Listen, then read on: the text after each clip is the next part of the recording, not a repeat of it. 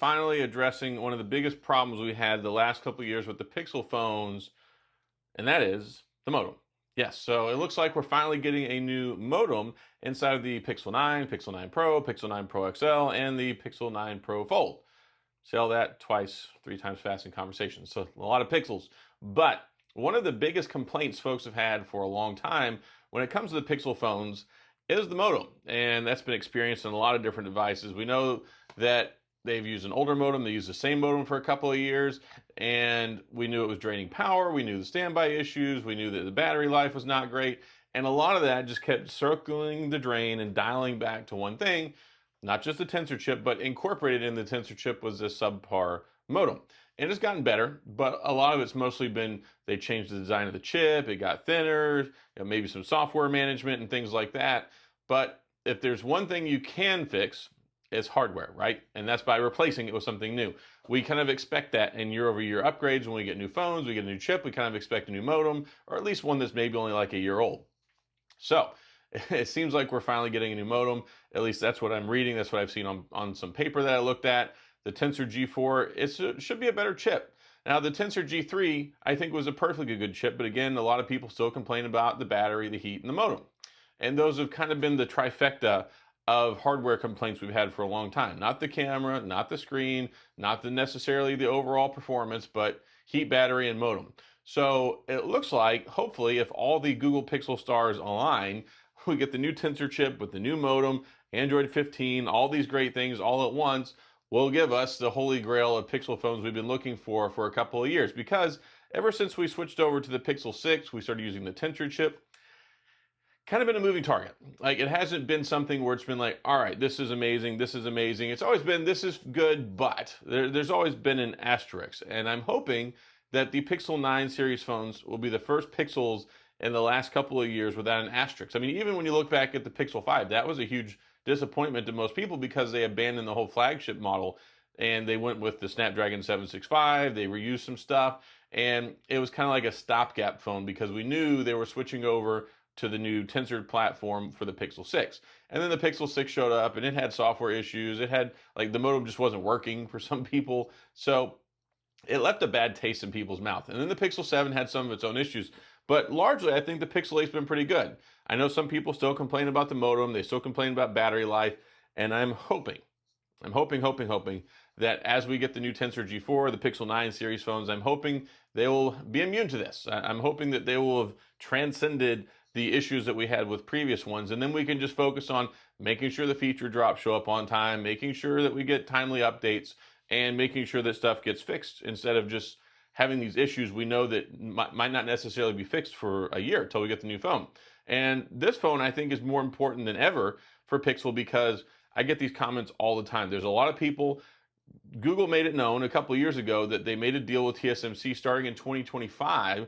TSMC would start making the chips and not Samsung making the chips. And that makes everybody happy. I mean, it makes me happy. It doesn't mean I necessarily think that the Tensor 3 is bad. I don't necessarily think the Tensor 4 is going to be bad. I think it could be a really good chip. But ultimately, everybody knows that TSMC is a gold standard. They make the best chips. And so much so that even with the last generation or two of the Qualcomm Snapdragon chips, I think they were exclusive because when we had the Snapdragon 8 Generation 1 just a few short years ago, Samsung was not making very good quality Snapdragon 8 Generation 1. So Samsung pulled the plug on their own chip manufacturing, or Qualcomm did anyway, and they went straight up with TSMC. So I think this phone can be successful. I know it's going to have a lot of negative stigma. There's people who don't like the Pixel phones. There's people who complain about them. That's fine. You're entitled to complain with your voice and your comments and your dollars. I'm not Google. I complain about Google all the time. So you're preaching to the choir half the time. But when it comes to the new stuff, I think we need to give it a chance. We'll see what happens when it shows up. I know that the Geekbench squad is already here complaining because, oh, it's still not as good as the Snapdragon 8 Generation 3. Look, it doesn't need to be. That's not saying it's not an excuse. It's just like when you take a look at cars, right? When you take a look at cars, the V8 is like the gold standard in the US for power. So you look at a Camaro, you look at a Challenger, you look at a Mustang, and they all have these big V8 engines, or at least they did anyway before the advent of all this electronic stuff, but they had V8 engines. Well, one might be a 5.7, one might be a 6 liter, one might be a 6.1 liter, one might have a 454 big block, one might have 350, 351, you know, Never know. There's just all these different things that go into it, but still it's a V8. So when you take a look at a Snapdragon 8 Generation 3 and say, okay, yeah, it's got like what 3.36 gigahertz or whatever it is, and then you look at the Tensor and it's right at about 3 gigahertz. Yeah, there's a little bit of disparity there, but ultimately, if it does everything the same, then that's not a problem. And so that's what we need to look at. Can it do what it's intended to do? And there are also questions about this last year, especially when it came to a lot of stuff like the Gemini Nano model. Even on the Pixel 8, it ran into hardware limitations to where you have to be able to run it in developer mode that after the backlash in the community finally came about to be a solution. So there's stuff that Google has done that makes people scratch their head and all these other things. But I think around the corner, like everybody's sitting around the fire together, we can agree that getting a new modem is going to make a lot of people hopefully happy. And this will be a big test too, because I think the Tensor G3 and the modem that's in there has been largely okay. I've had no issues with it.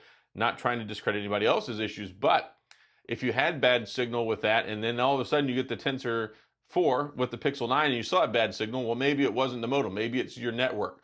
Maybe it's your carrier. Maybe it's the area that you're in. Different things like that. So I don't necessarily know that all the complaints on the modem are directly attributable to Google.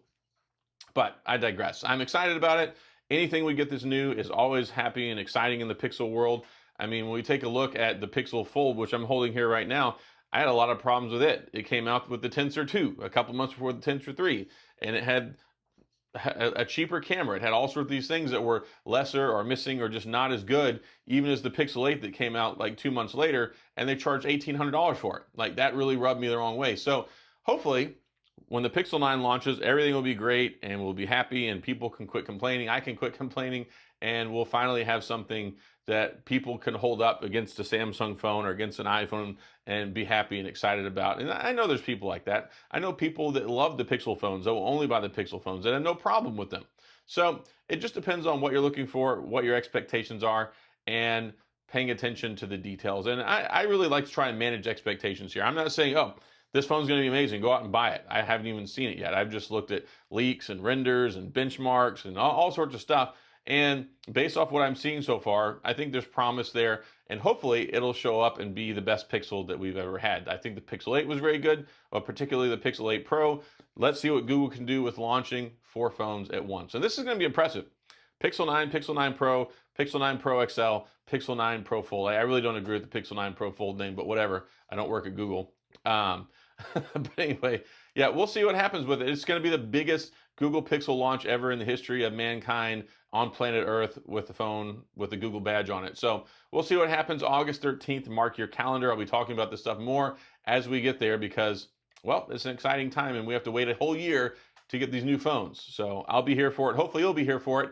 And if you have any comments, questions, concerns, anything, go to the comment section. You know what to do. If you enjoy the video, please hit the like and the subscribe button and a little notification bell if you want updates when new videos come out. And as always, thanks for being here. I appreciate you watching, and I'll see you guys next time.